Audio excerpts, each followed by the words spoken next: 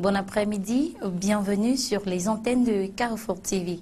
C'est une 3e édition de ce programme qui a pris depuis 3 semaines déjà sur Carrefour TV. C'est Tradiscope. Tradiscope alors a fait le tour chez les Bamileke pendant a fait 3 stops chez les Bamileke, dans le peuple Bamileke en fait. Donc ça c'est le 3e stop et nous n'allons pas nous arrêter là, nous allons faire 4 tours chez les Bamileke, je l'ai dit à l'émission, à la toute première émission, alors qu'aujourd'hui je suis accompagnée d'un grand homme.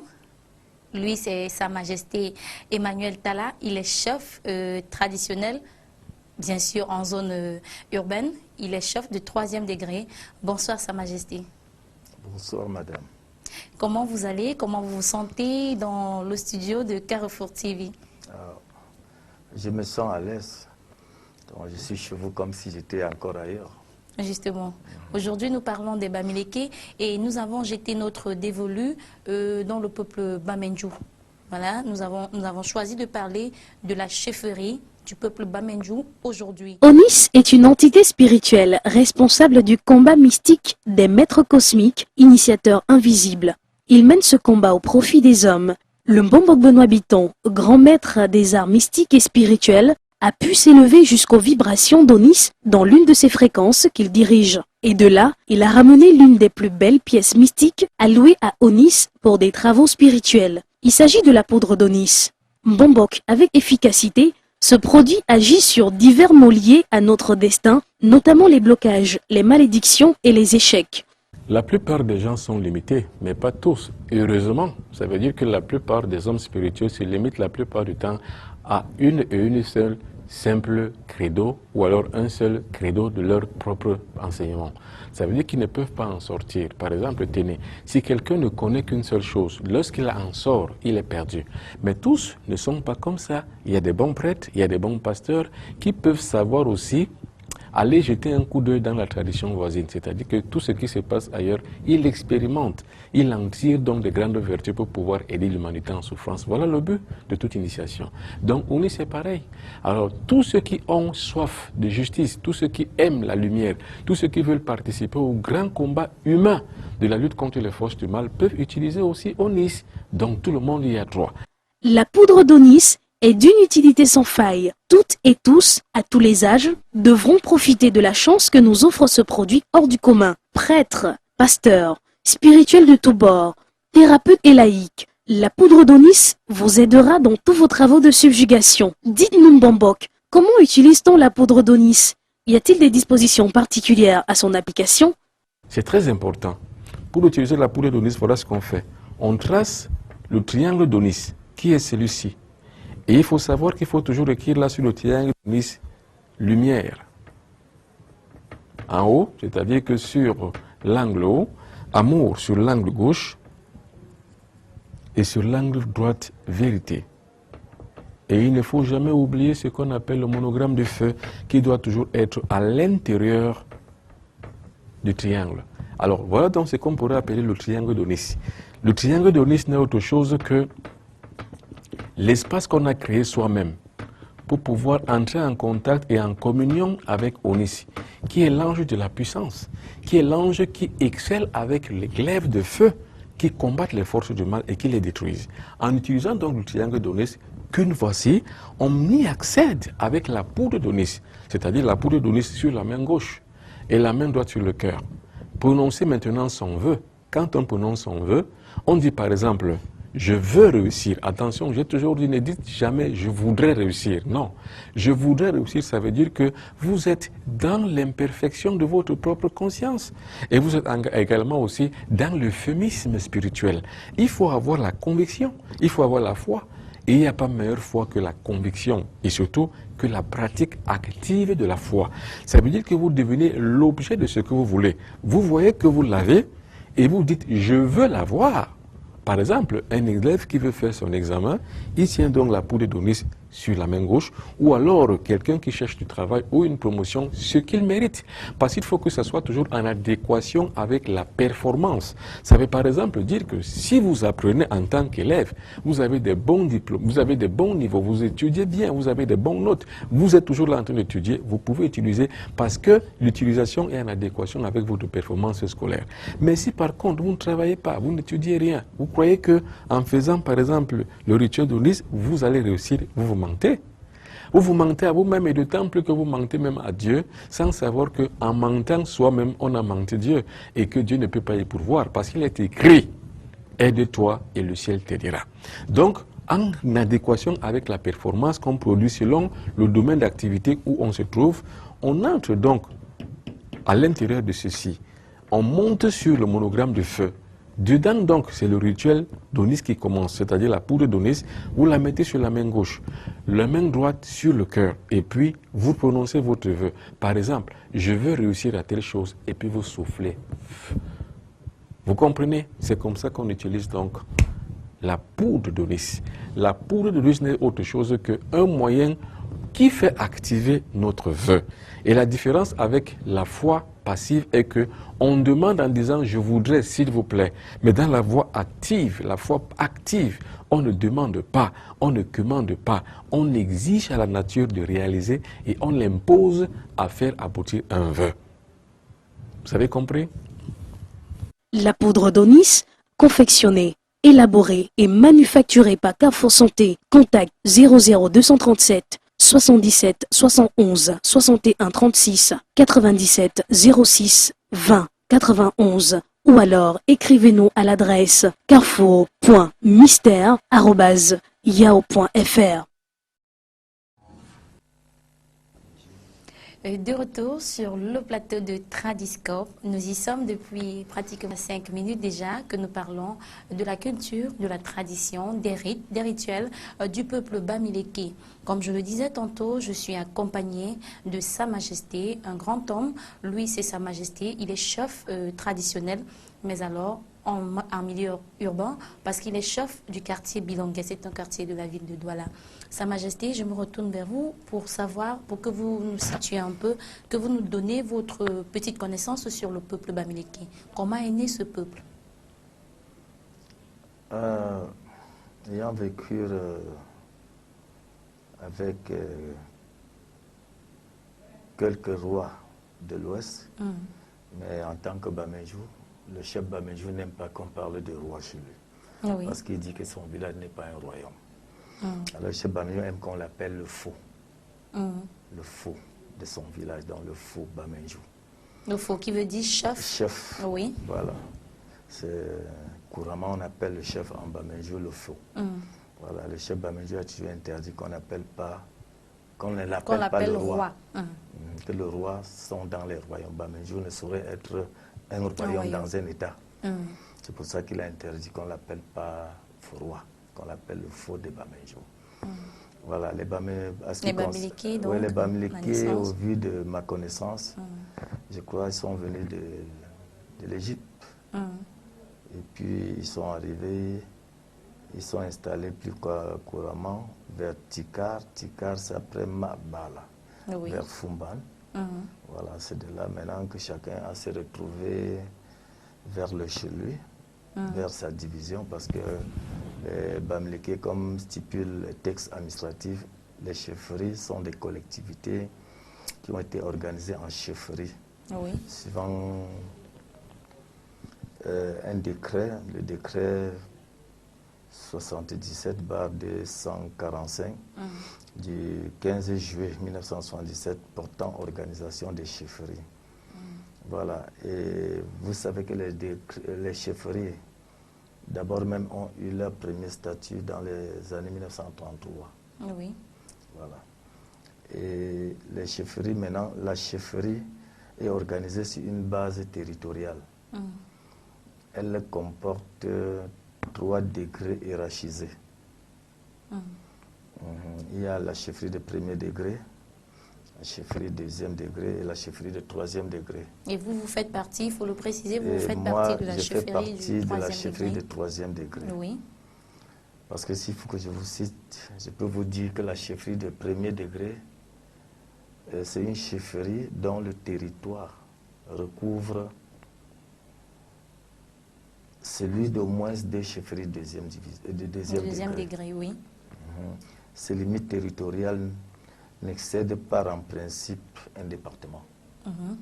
Et la chefferie de deuxième degré aussi, dont le territoire couvre ou englobe celui d'au moins 2 chefferies de troisième degré. Oui. Donc ces limites territoriales aussi n'excèdent pas en principe celles d'un arrondissement. Alors que les chefferies de troisième degré sont les villages, oui, sont les quartiers dans les zones rurales et les quartiers dans les zones urbaines, tels que Bilongue. Oui. Voilà à peu près comment l'administration organise les chefferies. Comment vous exactement? Oui, allez-y. Mais toute chefferie traditionnelle est placée sur l'autorité du chef assisté des notables. Bien évidemment, donc en zone rurale comme en zone urbaine, nous avons des notables qui assistent le chef. Voilà. Et en matière traditionnelle, même ces notables sont formés suivant la tradition locale. Voilà. Et au sein de ces notables, le chef nomme un représentant. En cas d'empêchement, il peut représenter le chef à tous les niveaux. Mais le chef peut le renvoyer à tout moment, c'est-à-dire le destituer de ses fonctions à tout moment. Voilà, c'est comme ça un peu la chefferie traditionnelle. Mais la chefferie traditionnelle est beaucoup différente de la chefferie des quartiers en zone urbaine. Vous comprenez? Oui. Donc, alors que dans les villages, les chefferies traditionnelles qui regorgent les quartiers en leur sein sont aussi situés dans le village, vivent de la même tradition que la chefferie centrale, parce qu'ils sont dans les villages. Donc leurs quartiers ne sont pas administratifs comme sur la ville. En ville, les chefferies des quartiers des villes sont créées à cause de la surpopulation. La surpopulation, oui. Voilà. C'est ça qui a mené l'administration pour cette politique de créer les chefferies de quartier dans les zones urbaines, c'est pour rapprocher les populations de l'administration. C'est pour ça que ces quartiers sont créés. Et quand ces quartiers sont créés, ils sont directement considérés comme les chefferies de troisième degré.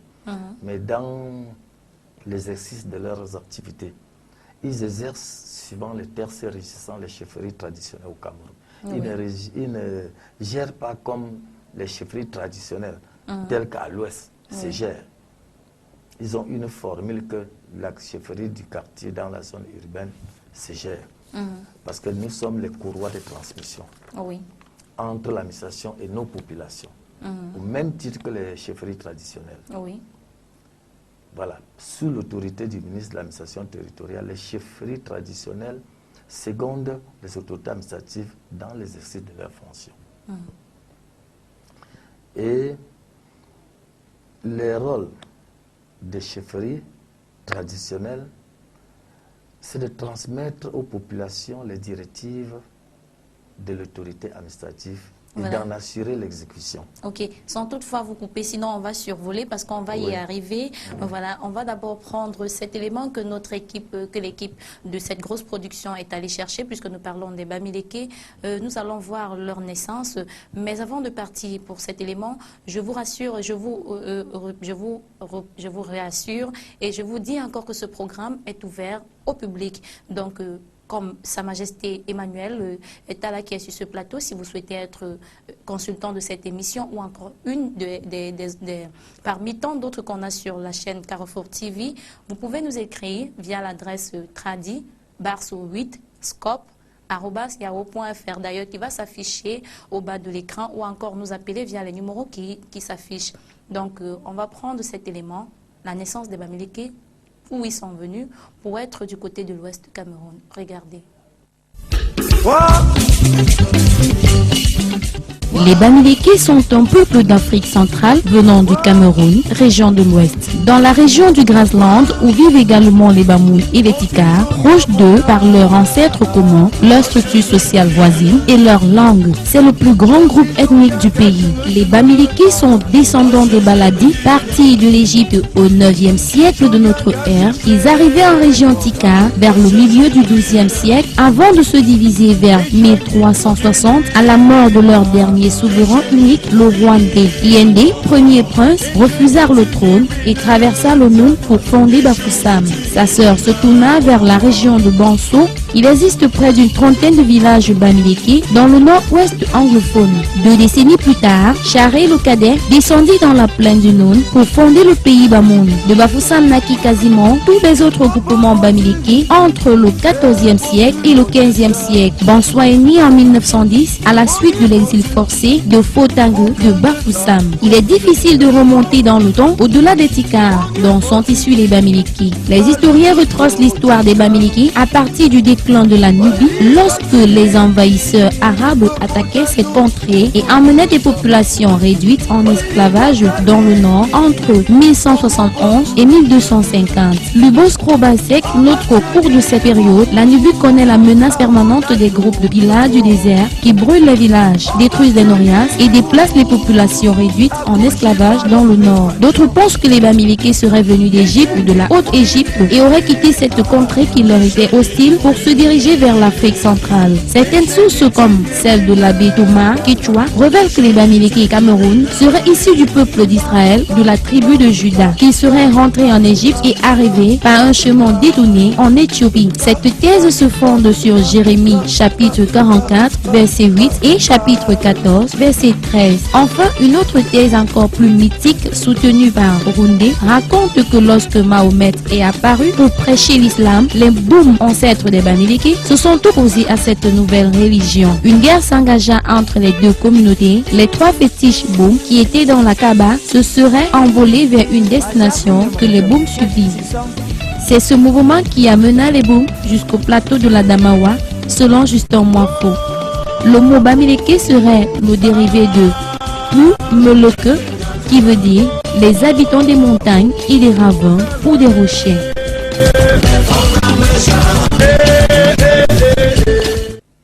Les habitants des montagnes, des rochers ou des ravins, ce sont nos amis qui vivent du côté de l'ouest Cameroun.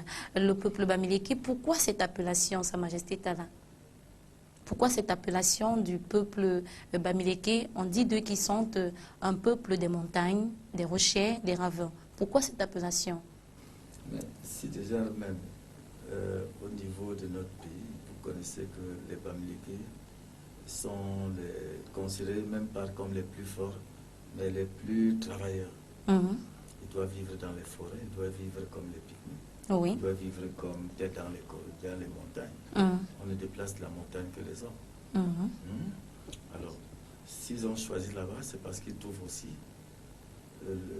le privilège de pouvoir travailler. Oui. C'est-à-dire travailler dans l'agriculture et évoluer, puisqu'à l'époque, l'argent n'existait pas. Les Bamileke s'échangeaient. Si tu cultives la patate, moi je cultive les arachides, toi tu extrais l'huile de palme. C'est comme ça, c'était l'échange. Il faisait, pas besoin d'acheter l'allumette. Oui. Hein? On prenait une pierre avec on peut appeler quoi? Le sortant du palmier. Ces trucs secs là. On utilisait et on frappait la pierre et le bout de fer par ça dans le feu. Voilà, le sel pour nous c'était, nous appelons, je ne connais même pas comment on parle en français. On utilise ça avec la sauce du cuit comme avec la sauce du taro. Non, allez-y en langue puisque c'est une émission culturelle. Oui. De l'équi, chez nous c'était du sel. Bon, c'est ça qu'on fait du taro, le cuit avec, on met le l'équi pour que ça donne le goût. Oui. C'est ça qui nous faisait alors le sel que nous appelons aujourd'hui. Tout le monde ne peut pas manger sans sel parce que ça n'aura pas de goût. Mais les Bamileke avaient déjà tout ça en main. Il faut dire que c'est un peuple riche quand même. C'est un peuple riche, d'abord d'expérience, du travail et du sens de l'économie.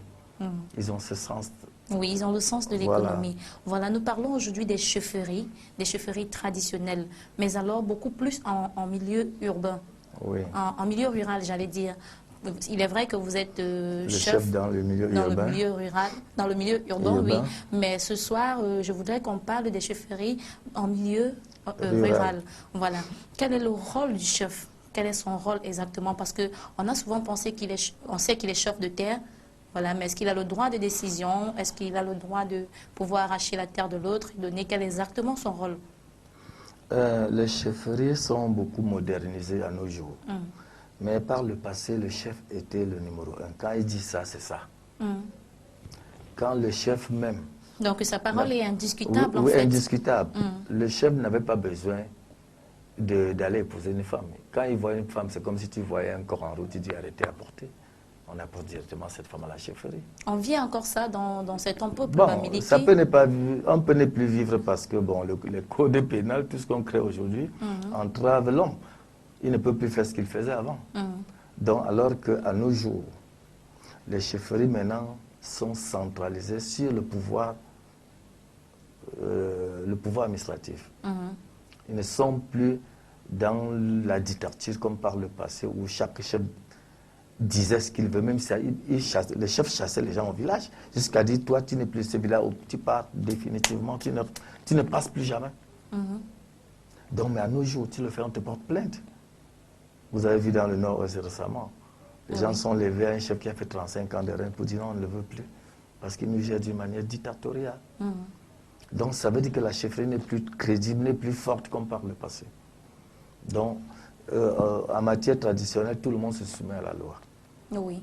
Comme les chefs en zone urbaine. Donc le chef traditionnel, qu'il soit en milieu rural, qu'il soit en milieu urbain, il n'est pas au-dessus de la loi. Non, il n'est pas au-dessus de la loi. Il y a les chefs en prison.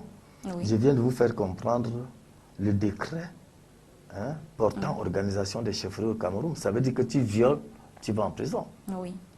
Quand vous créez des choses qui émanent de la dictature ou bien de discréditer l'image de ton village ou bien la narque et tout. Mais vous avez passé devant le conseil de discipline, devant l'autorité administrative.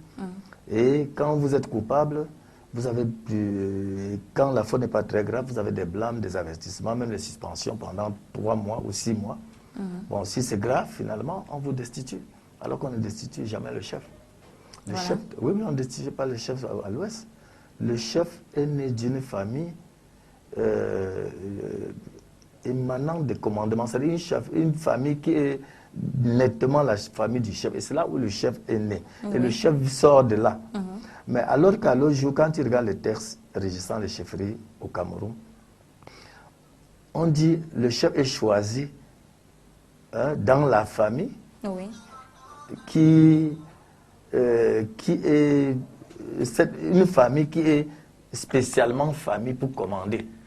Donc, ces chefs-là, aujourd'hui, qu'on dit est choisi, on ne choisit pas le chef. Le chef n'est chef. Voilà, il n'est chef. Le chef n'est chef. Et comment est-ce qu'il arrive au trône?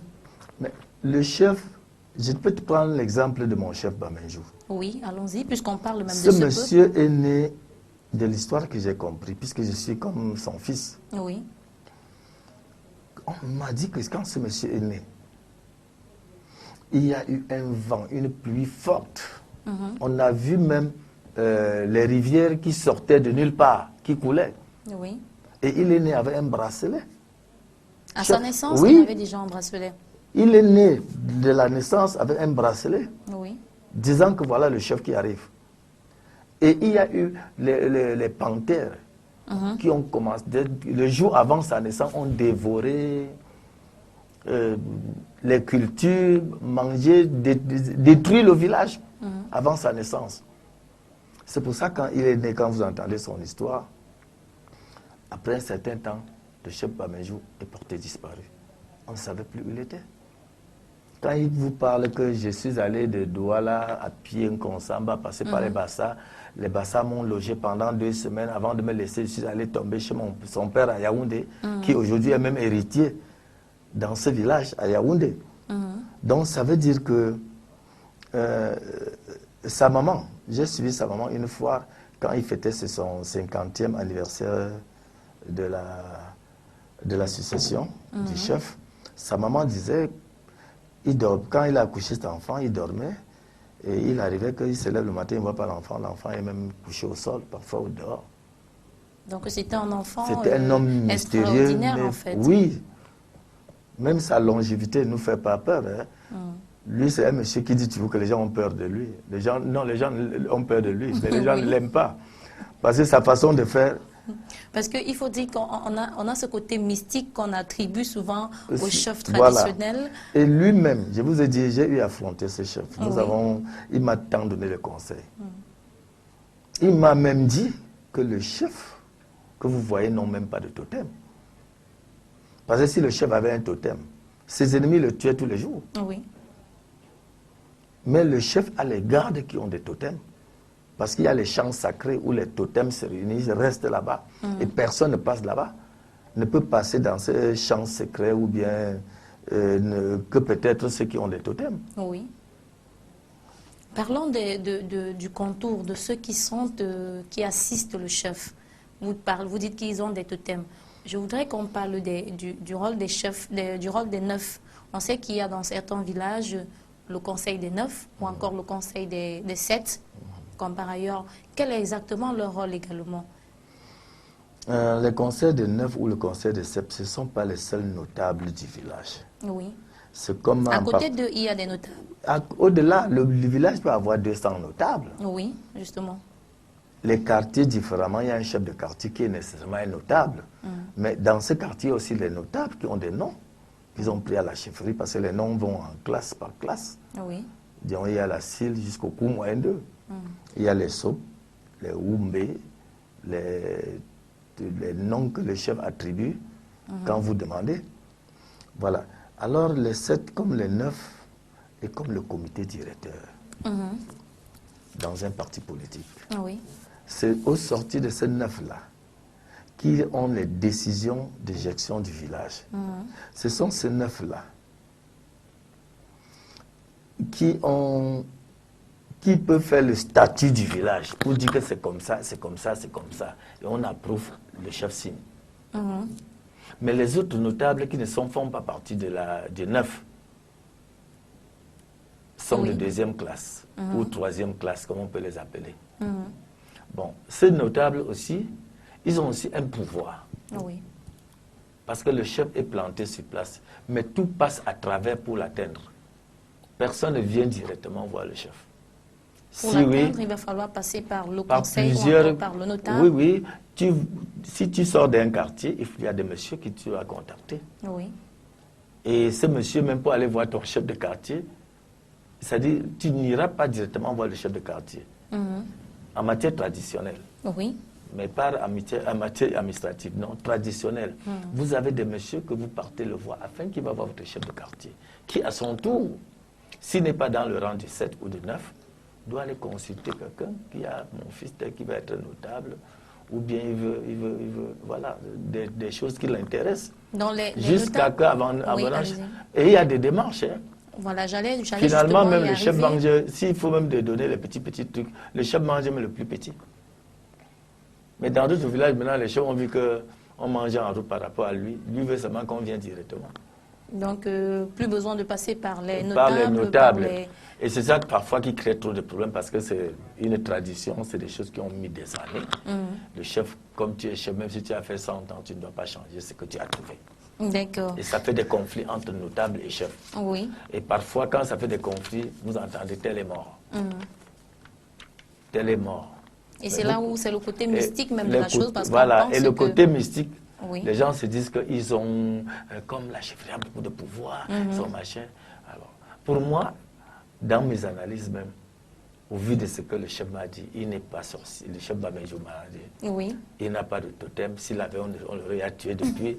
Mais parce qu'il a des ennemis, oui. Mais les gens ont peur de lui. Voilà. Bon, pour revenir pour dire clair, beaucoup sont masqués de petits poissons au niveau de la chefferie traditionnelle, oui. auxquels les 7 ou les 9 là, qui se regroupent, qu'il faut prendre quelqu'un, c'est des petits poisons qui partagent par-ci par-là. Quand tu bois ta bière quelque part, tu ne sais pas que tout le monde est en train de te calculer. Et quand on te prend, c'est le chef qui connaît. L'autre notable, même qui a son petit poison, ne connaît pas celui qui a pris. C'est celui qui a pris qui t'a envoyé le poison, oui. qui dit au chef, j'ai appris l'affaire. C'est tout. Et après, on va dire la sorcellerie de machin. Non. Si ça croyait en Dieu, quand on croyait en Dieu, ça disparaît.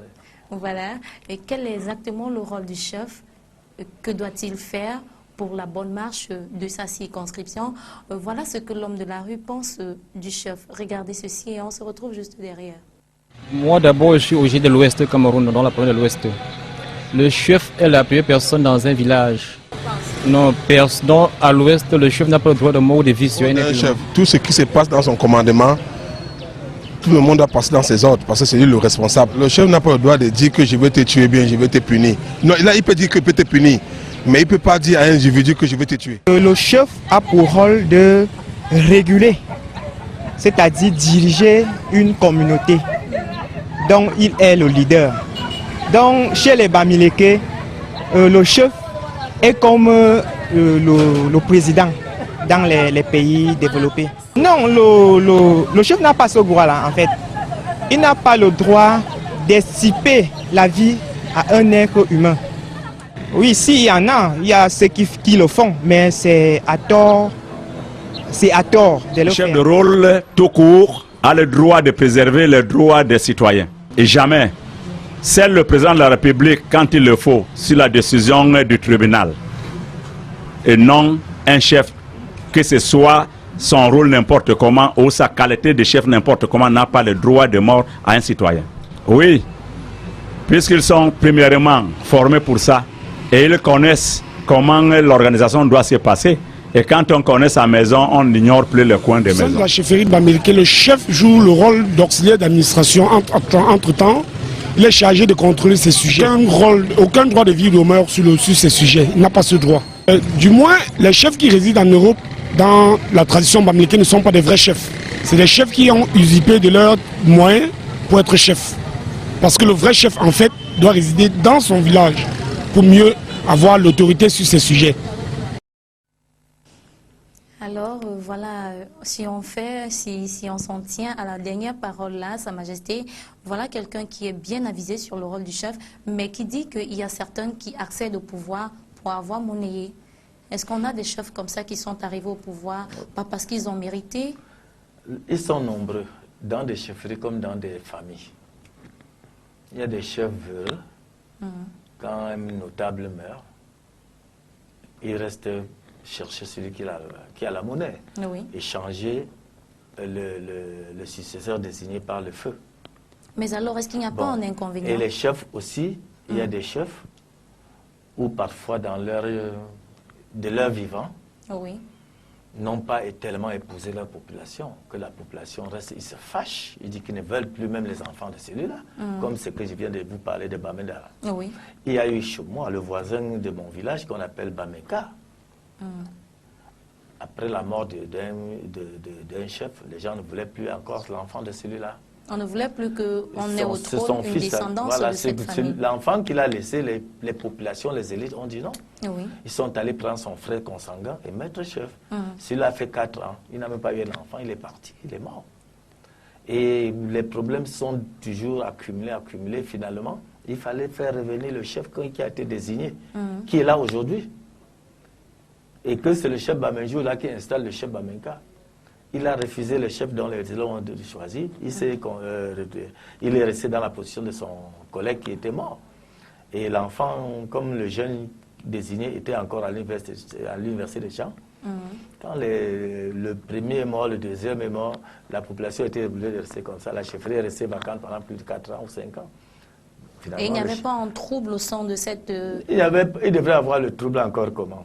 Quand c'est vous-même, les populations, qui avez créé le trouble. L'homme qui est là, qui a l'argent, il est élite. Tu as peur de l'affronter parce qu'il va payer, on te met en prison. Ou bien il a tout le pouvoir avec son argent, il a tous les milieux, il va voir le ministre, il voit tel. Tu vois aussi le ministre ou le préfet ou le gouverneur. Tu ne vois pas ces gens-là. Donc on a attendu en sorte que le même chef Bamejou est allé prendre le petit enfant de l'école à l'université et venu placer. Et c'est lui maintenant qui gère les Bamenka jusqu'à nos jours. On a également ce phénomène de salutation du chef en pays bamileke, cette façon de saluer. Mais alors, il y en a qui, quand ils n'ont pas salué du tout dans certains villages du côté de l'Ouest, je ne vais pas citer le nom parce qu'on ne cite pas les contemporains, on sait qu'il y a certains chefs qui s'attardent beaucoup sur cette façon de saluer, qui sont même prêts à faire fesser un vieillard ou alors qui a refusé carrément de le saluer de cette façon. Quelle est la signification de cette façon de saluer le chef? C'est le respect tout court. J'ai dit dans un village comme le mien, quand le chef passe, les chapeaux même tombent en brousse. Oui. Les gens enlèvent là, ils cachent. Oui, en pays bamileke, j'ai Oui, vu même un chef veut passer, on se retourne carrément. Voilà, on se retourne et tu enlèves le chapeau. Même si parce que quand tu te retournes, si tu te retournes et qu'il a vu que tu te retournes, avant d'enlever et tu n'enlèves même pas le chapeau et que c'est une marque. Est-ce que pour dire à un notable que tel m'a manqué du respect, tu es là? Non. Bon, la sanction même qui peut t'arriver ne serait que te prendre dans un petit piège, on te sanctionne. Peut-être tu as un funérail, il faut aller à la chefferie. À partir de là, maintenant, on te sanctionne. D'une manière ou d'une autre. Oui, est-ce que le chef a quand même... Est-ce qu'il n'est pas... Parce qu'on sait qu'il y a des chefs qui ne sont pas assez âgés, mais qui gouvernent des personnes plus âgées que lui. Nous sommes d'accord. Mais ils arrivent à faire fesser en public des grandes personnes. Est-ce qu'ils ont ce droit-là également? Non, ce droit-là, je dis que ça, c'est des choses avant 50.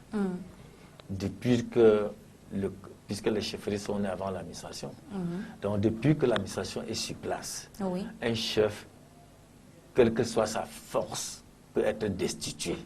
Voilà. Les terres surtout que le Conseil des 7 également prône pour ça. Donc, si un chef a mal administré, ce sont ceux-là qui sont censés lui dire non. Lorsque l'État vous destitue de vos fonctions, les conseils des chefs restent d'abord les protégés du village en attendant qu'on trouve un autre chef. Vous comprenez? Mais dans la tradition bamileke, on ne cherche pas le chef. Le chef naît chef et il naît d'une famille de chefferies qui sont faites pour le commandement depuis des années 0. Et aujourd'hui, je dis que l'administration dit on choisit, on ne vote pas le chef. Oui. Il naît chef. Comme il naît chef, on ne vote pas le chef. Vous comprenez? Et le chef est suprême dans un village. Même aujourd'hui où l'administration est au-dessus du chef, ceux qui nous gouvernent, quand ils rentrent dans leur village, ils enlèvent le chapeau devant leur chef. Le ministre ne peut pas venir dire qu'il est ministre devant son chef comme ça du village. Quand ils arrivent, tout le monde se soumet. Je peux même le président de la République, il ne peut pas arriver à Mbomaka, il dit que comme il est président de la République, il s'en fout du chef. Mais les chefs s'assemblent pour le mettre le chef des chefs. Ça, c'est une volonté des chefs. Mais quand il y a dans son village, sur cette terre-là, le premier, même s'il n'est pas le premier occupant, c'est le chef qui est garant des droits. De la tradition ancestrale du village. Mais chaque famille a aussi ses responsables en charge de la tradition dans leurs concessions.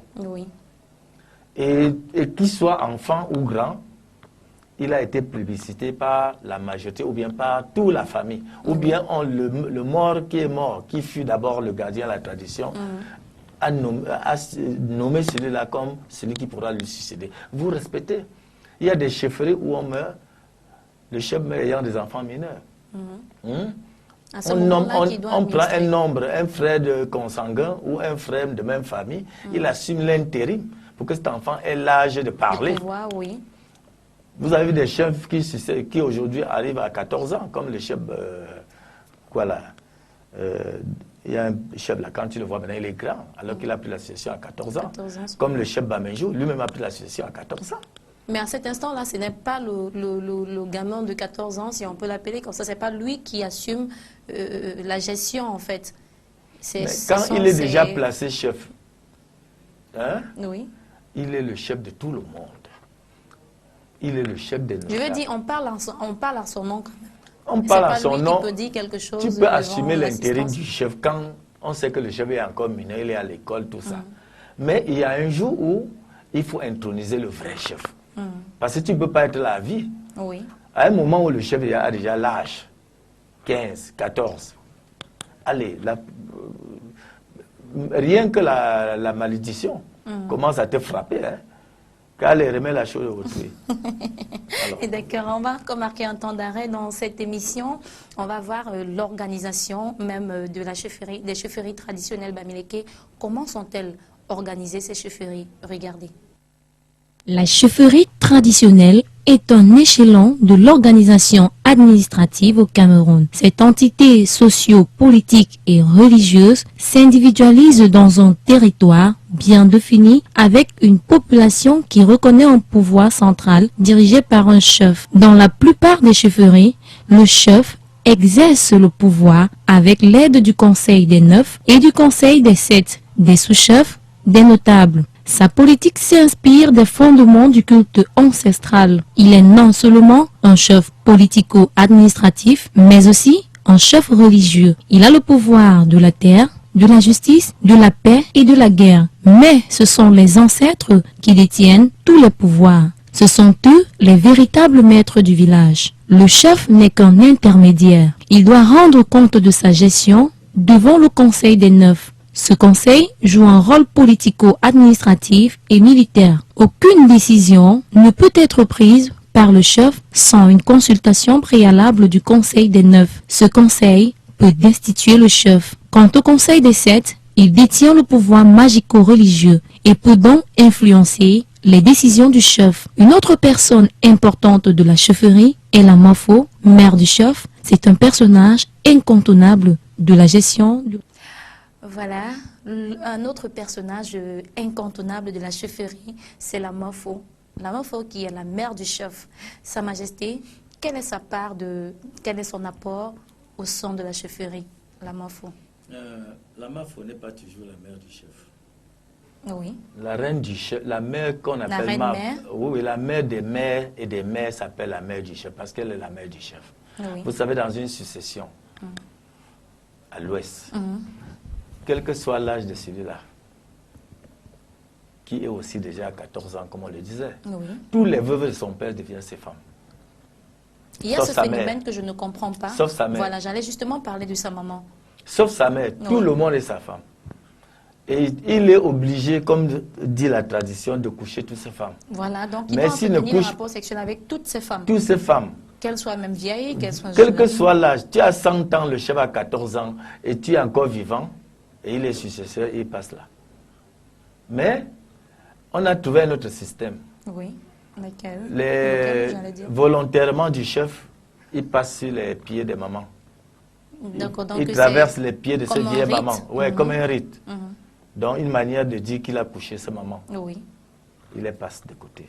Celle qui choisit, comme telle, devient sa femme, ses propres femmes. Mais pourquoi le chef choisit souvent?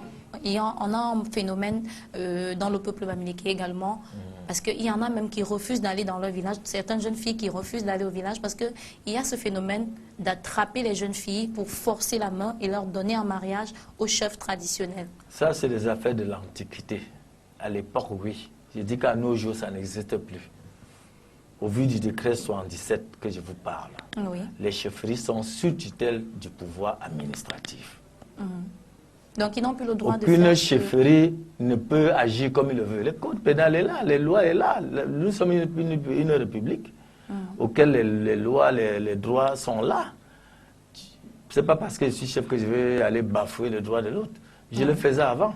Mais je dis que les chefs sont respectés. Ils sont les gens qui sont respectés plus que tout le monde. J'ai dit que le président de la République, dans son village, respecte son chef. Mais il est le chef des chefs. Le sous-préfet qui est là, il est au-dessus de tous les chefs dans son arrondissement, que tu sois chef de premier degré. Mais quand il rentre au village, il ne peut pas parler devant le chef debout. Il enlève le chapeau, il fait tous les rites, tape les mains, comme tu disais tout à l'heure. Il donne tous les respects que tous les autres donnent au chef. Mais ici, il est sous-préfet, le patron des chefs, que ce soit le chef de premier degré et tout ça. Malgré que ce n'est pas lui qui nomme le chef de premier degré. Vous comprenez? Oui. Le sous-préfet ne nomme rien. Il est là comme courroie de transmission. Mais le chef de premier degré émane du premier ministre. Le chef de deuxième degré émane du ministre de l'administration territoriale. Et le chef de troisième degré émane du préfet. Mais le sous-préfet est en bas comme courroie de transmission. Mais il est le patron de tout le monde dans son territoire de commandement. Oui. Vous avez dit tout à l'heure, Sa Majesté, que le chef n'a pas de totem. Parlant du chef Bamenjou, vous n'avez pas parlé de tous les chefs environ, parce que vous avez votre petite expertise sur le chef Bamenjou, j'allais dire. Voilà. Mais pourquoi exactement on doit faire des semaines, on doit passer des jours, voire même des semaines pour l'ACAM, parce qu'on sait que quand on veut sortir, pour qu'un chef monte au trône, il a des semaines, il a des jours, voire des semaines à passer dans un coin sacré qui est appelé le l'ACAM, un pays bamileke. Pourquoi ce temps dans cet endroit? Voilà, ces lieux sacrés dans les chefferies et aussi même dans les familles. Ils ont aussi, quand le papa meurt, s'il était un grand notable, le chef, son successeur passe par le l'ACAM. Oui. Dans les familles? 9 semaines. Oui, même dans les familles. C'est pas seulement la chefferie. C'est le lieu privilégié où on initie le chef. Les notables, les vieux notables anciens qui ont servi avec son père, l'initient. Et quand il est là-bas, il y a des choses même qu'il mange même pour grasser, pour grandir rapidement. Vous voyez, quand l'enfant entre à 14 ans, il ressort, il a la taille, il est costaud.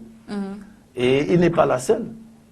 C'est un endroit bien aménagé. Il est là avec des belles petites filles qu'on épouse pour donner à son arrivée. C'est quand il sort maintenant de ce l'ACAM qu'il devient maintenant le chef de tout le village. Donc on appelle ça prise de pouvoir, de fonction. Mais alors, administrer un village quand même, quand on sait que les sorciers vraiment sont du côté du village, comment il réussit? Je ne suis pas loin de te dire que je ne suis pas là pour dire qu'ils n'ont pas de totem. J'ai dit, un chef comme mon chef, Marc dit, que s'il lui-même avait le totem, on l'aurait déjà tué. Oui. Parce qu'on ne l'aime pas, mais on a peur de lui. Et je t'ai dit que ce chef est né vraiment chef. Oui. Au vu de son arrivée dans ce monde. Oui, ce qui s'est passé au village a prouvé que voilà le chef qui arrive. Donc personne n'en disconvient que ce n'est pas le chef. Donc, mais je dis, même le type du quartier qui a son petit vampire, est-ce que je suis prêt de savoir de savoir qui il est? Non. Il garde, non? Les chefs peuvent en avoir. Mais ils ont laissé, d'autres peuvent en avoir, ils ne gardent même pas dans le champ sacré. Ils gardent ça chez eux. Oui. D'autres gardent même des places, même leur maman de la chefferie. Il va mettre ailleurs, c'est chez leur maman qui garde ça. Parce que sa maman ne peut pas faire du mal à son fils. Voilà. Mais vous, qui êtes les notables et qui vous avez le totem, vous êtes tous dans le lieu sacré là, qu'on appelle, quoi là? Chez nous on appelle le village abandonné. Oui. Personne ne passe là-bas. Les femmes là? Les femmes là, c'est le village abandonné. Personne ne passe là-bas. Si oui, c'est qui ont les totems là-bas. Il faut même t'abattre, c'est rien. C'est là-bas qu'on te flèche. Justement. Parce que quand on flèche, tu vas même chez quelqu'un, parfois tu vois, il est en train de gratter le mur, peut-être parce qu'il a son totem qui est la panthère qui est tombée dans un trou. Il est au mur comme ça. Mais pour le tirer, lui qui là, il souffre comme ça dehors. Oui. Parce que il faut d'abord tirer le totem. Non, il suffit que tu cherches l'échelle. Tu viens donner à ce papa, il monte dessus. Le panthère a sorti de la également sort de l'autre côté. C'est tout.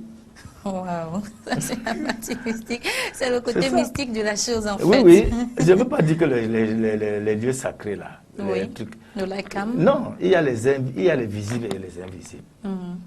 Oui. Mais ne peut déterminer les invisibles que celui qui est dedans. Et ne peut déterminer. Et quand tu ne connais pas, tu n'es pas dans le système des invisibles, tu vas déterminer comment. Prenons dans un champ qui a plusieurs femmes. Vous savez, épouser plusieurs femmes à l'ouest, c'était pourquoi? C'était pour la main-d'œuvre, parce qu'on avait un champ de café, cacao et tout ça. Il fallait cultiver, il fallait épouser plusieurs femmes pour travailler. Et avoir un bon rendement. Mais pour quelqu'un qui va déjà à la chefferie, il ne peut pas épouser une femme vampire. Si le champ est grand, il va épouser même 4 pour mettre dans les 4 angles. Ce sont elles les gardiens de la concession. Et puis c'est là où même sort sa succession. C'est chez la femme vampire que la succession du chef sort, ou bien du grand notable qui a beaucoup de femmes. On ne donne pas la succession à quelqu'un qui n'a pas le ventre. Tu vas porter le poids du totem avec quoi? Il faut porter le totem avec quelque chose déjà naturel. Et parlant de vous-même en milieu rural, comment vous faites? Est-ce que vous n'avez pas des attaques mystiques également en tant que chef du quartier Bilongué? En fait, crois en Dieu. Tu vas combattre tous les mystiques, tous ceux qui ont les possédés là. Oui, donc ok, on va marquer encore un temps d'arrêt dans cette émission pour laisser place à notre sponsor. Cette fois-ci, c'est l'huile d'Onis. Tenez ceci. Vous êtes victime d'un fait mystique et étrange. Vous avez été témoin d'une situation ayant trait à la sorcellerie et vous voulez le partager ou vous voulez tout simplement apporter votre soutien à l'émission. Écrivez à carrefourdesmystères@yahoo.fr ou appelez au 00237 677 71 61 36 ou au 697 06 20 91. Élaborée à partir d'une vieille recette de la médecine holistique, l'huile d'Onis procure bien-être et santé. Elle purifie, tonifie et fait luire la peau en quelques temps. Elle résout tous les problèmes cutanés responsables de bien des dégâts dans la séduction des hommes et des femmes. Et bien plus encore, l'huile d'Onis peut être utilisée pour les exorcismes de haut niveau. Mbombok, c'est finalement une huile bonne à tout faire. Tout le monde doit utiliser ce produit, simplement parce qu'il permet de dévaquer complètement nos cellules du corps, d'arriver à renforcer le principe de phagocytose de notre corps. Les anticorps de notre corps en sont aussi renforcés. C'est donc un médicament utile, et c'est d'ailleurs pour ça qu'on l'appelle l'élixir de santé. Ça veut dire que ça peut guérir toute forme de maladie, ça peut aussi en prévenir. Mais aussi, ça a des principes curatifs et des principes aussi préventifs. Ces principes préventifs sont inoculés, si vous voulez, sont réactivés en chaque fois que nous constituons ce médicament et surtout aussi neutralisés par rapport aux principes et aux procédés alambiques qui permettent qu'on puisse arriver à avoir une essence de l'huile. Cette huile essentielle donc nous donne la force vitale et vitalisante que nous avons besoin pour pouvoir nous mouvoir. En effet, on ne peut traduire tous les bienfaits de l'huile d'Onis car tellement ils sont nombreux. Ce qu'il faut simplement retenir, c'est que Onis est l'ange guéri qui combat Satan dans tous ses états. Disposer de l'huile d'Onis, c'est garantir une bonne protection contre les forces du mal, bon pour les enfants, agréable pour les adultes.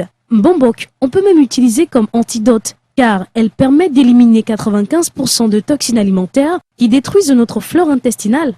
Même si cela peut correspondre à des prouesses que je réalise, c'est pas ça le but du principe actif que je suis devenu par rapport donc à la thématique de la médecine traditionnelle. Ce n'est pas ça qui est le plus important. Le plus important, c'est de pouvoir faire connaître. C'est-à-dire que je connais des procédés, je connais des formules spirituelles, je connais des formules sacrées pour pouvoir guérir et pratiquer une tradithérapie. Cela peut donc être utile pour l'ensemble de l'humanité. Le combat aujourd'hui que je mène est le combat de l'homme par l'homme et avec l'homme. La préparation de ce pur produit des laboratoires du Mbombok Benoît Bitton est si complexe que le résultat à l'arrivée ne peut être que convaincant, car ce médicament aux 1000 vertus thérapeutiques guérit tous les mauvais sorts jetés par les sorciers ou ramassés à l'air libre. Le zona, le mousson, le famla, le ndimsi, les plaies inguérissables, le con et bien d'autres sont vaincus en quelques temps seulement. Le Mbombok est l'enseignant, le Mbombok est le thérapeute universel, le Mbombok vibre avec le secret de Dieu. C'est ce qui fait de lui un grand professeur. Et le professeur dont je suis par exemple, ce n'est pas que je donne indicativement un enseignement qui est écrit sur des livres, mais c'est que j'enseigne les hommes par l'expérience de ma propre vie. Donc ce produit et ces médicaments que j'élabore sont l'expression de ces expériences que je mène depuis de longues années, depuis que je suis tout petit, quand j'apprenais encore auprès de mon feu père, qui lui aussi était un Mbombok. Et un Mbombok mabouille, c'est-à-dire un herboriste sacré. C'est la même donc généalogie et c'est la même propension de ce même traitement que j'essaie d'initialiser et de pouvoir rapporter avec un peu plus de connaissances chimiques, avec un peu plus d'élaboration intellectuelle pour pouvoir sortir de l'obscurantisme sataniste ou alors de l'obscurantisme idéologique dont on verse la plupart du temps la médecine traditionnelle. C'est pour ça donc que ce traitement reste un traitement de mise pour pouvoir apporter une grande conscience dans l'élaboration chimique de nos principes actifs traditionnels. L'huile d'Onis est une composite des matières graisseuses transformées à l'état subtil, bon pour massage, mais aussi pour embaumage dans le cas de l'exorcisme. Contact pour toute acquisition 00237 77 71 61 36 ou le 97 06 20 91 ou encore contactez-nous à l'adresse carrefour.mystère@yahoo.fr.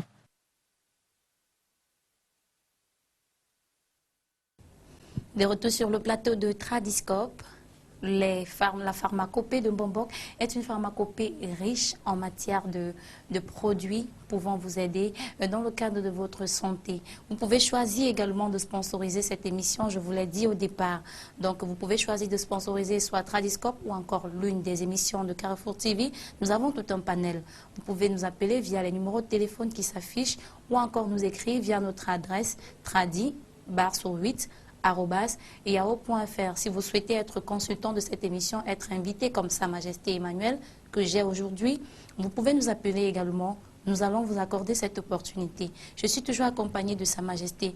Alors, Sa Majesté, il y a pratiquement 50 à 55 minutes comme nous avons pris ce programme. Donc, nous sommes déjà nous tendons vers la fin de ce programme. Vous allez dire aux téléspectateurs quelles sont exactement les attributions, donc les pouvoirs même des chefs, que ce soit en milieu rural qu'en milieu urbain. Les chefs traditionnels comme les chefs des quartiers, en milieu urbain ou rural, ont les mêmes attributions. Les mêmes. Personne n'a d'autre en dehors de la coutume auquel ils exercent dans leur village. Mais au niveau d'attribution, nous avons les mêmes attributions. Donc, sous l'autorité du ministre de l'administration territoriale et de la décentralisation, les chefs traditionnels secondent les autorités administratives dans l'exercice de leurs fonctions. Nous sommes les courroies de transmission entre l'administration et nos populations, entre nos populations et l'administration. Ceci veut dire que les chefs traditionnels, notamment, sont chargés de transmettre à nos populations, à leur population, voilà, les directives de l'autorité administrative et en assurent eux-mêmes l'exécution et rendre compte. Concourir sous l'autorité, donc sous la direction de l'autorité administrative au maintien de la paix, au maintien de l'ordre public, à combattre l'insécurité. Donc s'il y a des ordres dans votre zone, c'est le chef qui vous doit êtes le garant. compte. Puisque même le gouverneur ou n'importe qui descend sur le terrain, c'est chez vous. Donc vous êtes appelé sous l'autorité de l'autorité administrative à trouver l'aménagement des conditions de vos populations et au développement économique, social et culturel de votre unité de commandement. Donc indépendamment de des tâches qui précèdent que je viens de citer, les chefs traditionnels doivent accomplir même d'autres missions qui leur sont confiées par l'autorité administrative. Lesquelles par exemple? Bon, il y a eu des quartiers ici, comme Bobongo 1, 2, 3, Cité Berge 1, 2, 3. Non, je parle dans la zone Cité Berge, c'est du côté de village. Là-bas, C'est un sous-préfet m'avait confié la charge de diviser ces quartiers parce que territorialement c'était beaucoup et ces chefs n'assumaient plus convenablement. Il fallait alors diviser ce quartier et placer d'autres chefs. Mais c'était moi le président de la commission en tant que chef. Et j'étais accompagné des chefs du village qui ne pouvaient pas maîtriser ce que je maîtrise. Donc j'ai divisé, fait tout. Après on a organisé les choses, on a mis les chefs de quartier. Donc ça, c'est des missions que l'autorité administrative me confie, qui n'est même pas de mes compétences, mais il sait que je suis capable de le faire. Vous êtes capable de le faire. Et les chefs traditionnels peuvent, conformément à leurs coutumes,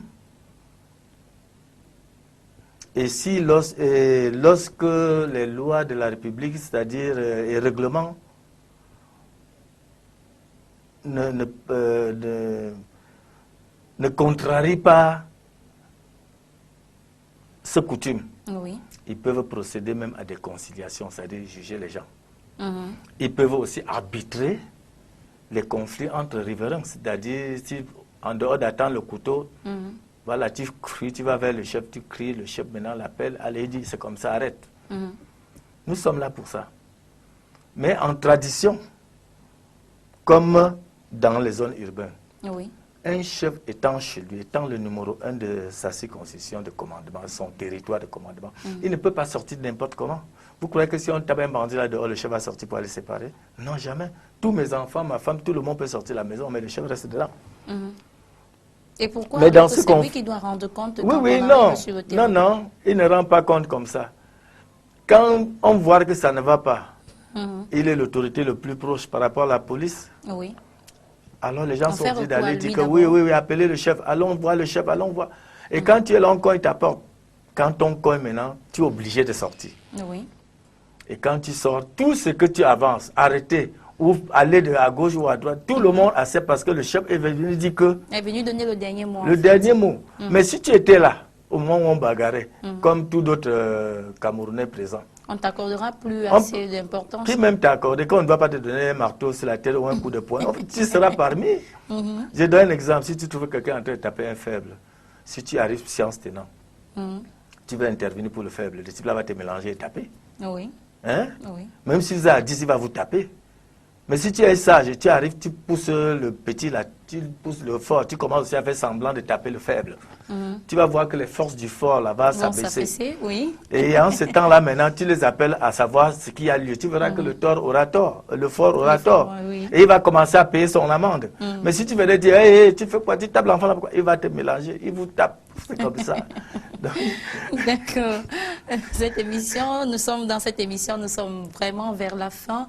Alors, Sa Majesté, vous êtes chef de Bilonguer, vous êtes Bamenjou, ressortissant de l'Ouest également. Mais né dans le littoral, hein. Je suis originaire. Vous êtes originaire de Bamenjou? Je suis originaire de Bamenjou, parce que mes parents sont sortis de là. Mais je suis né Mbo, je suis un homme de Mungo. Ah, c'est que nous sommes très durs, très forts. D'accord. Donc, dans cette émission, on réserve toujours le meilleur pour la fin. Donc, vous allez dire quelques phrases en Bamenjou et vous allez la traduire pour nos téléspectateurs pour qu'ils s'enrichissent en matière de langue. C'est une émission culturelle, en fait. Ok. Bon, je me fais des galants dans le tu n'es pas même. Regardez dans votre caméra et adressez-vous directement. Oui. Au point mûrement, à tourner là. Jincheng mon tu pong yon ko si là. Ok, peve si ja. Popong e ohola. Owe o tsope si ja. Bulu si ja an kunga. Ni chupong. Ta pini chi asong o pini ta asong bo kwa si le itsola. Bala chupong o bala tsoa. O mrosi. Bo pok mbekola. Bo morsi. Bo pong mbempola. J'étais tellement scotché à vos lèvres, hein, mais j'avoue qu'il y en a qui n'ont. Il y en a à la maison qui, comme moi, n'ont rien compris du tout. Donc, prière de non, j'ai dit, n'est-ce pas, aime ton prochain comme toi-même. Si tu sais qu'on peut te griffer et que ça te fait du mal, ne cherche pas à griffer l'autre. Oui. Parce que tout mal que vous faites, ça se paye ici-bas. Et croyez trop à Dieu, si. Si, croyez oui, beaucoup à Dieu. Que si, c'est Dieu. Croyez à Dieu, le diable n'existerait pas à vos côtés. Croyez en Dieu, il n'y aura pas de démons. Il n'y aura pas de démons. Un chef comme nous, on nous tend tous les jours. Mais tu vas me faire quoi? Parce que quand tu viens, je dis que Jésus, c'est toi qui commandes ma maison, je fais mon... Tu vas balader, tu ne me verras pas. Puisque même si tu es invisible, je m'en fous de toi.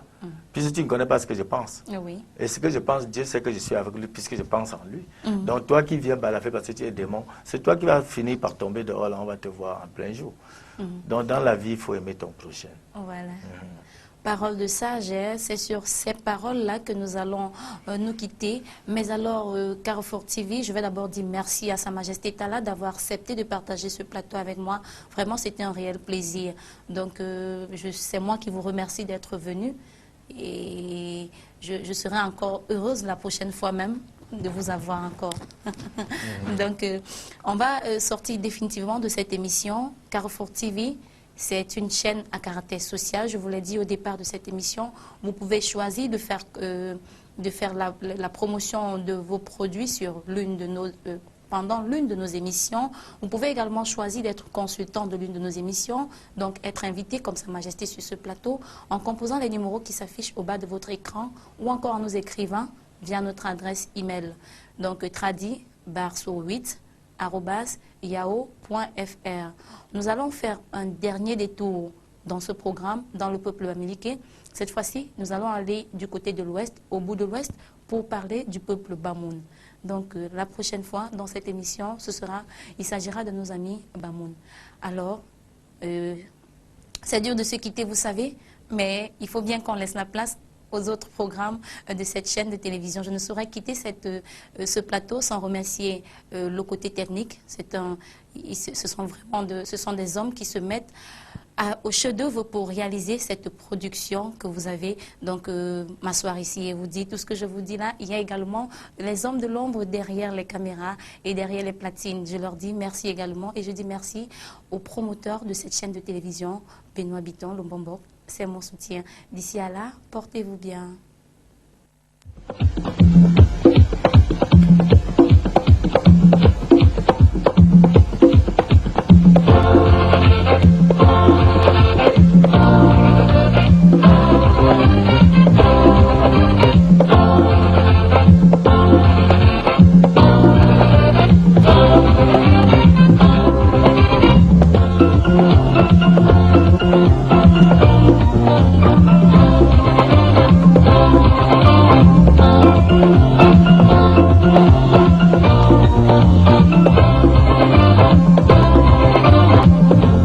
Wow,